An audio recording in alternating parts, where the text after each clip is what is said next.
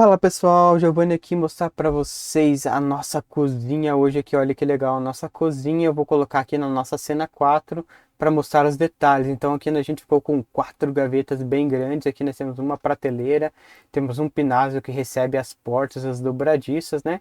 E aqui nós temos três nichos, né? O quarto nicho é para o micro-ondas, né? E aqui os nichos, como vocês podem ver, os nichos da geladeira, né? Um contraste com aí o nosso compensado, querido compensado naval com MDF branco, né? Para ficar bem legal. E o baixo custo que é nosso puxadorzinho bolinha, né? Que é um furo aí com a broca chata, só fazer dar uma lixadinha depois. Se você quiser esse projeto, é só pedir aí, se inscrever no canal que a gente manda para você, beleza?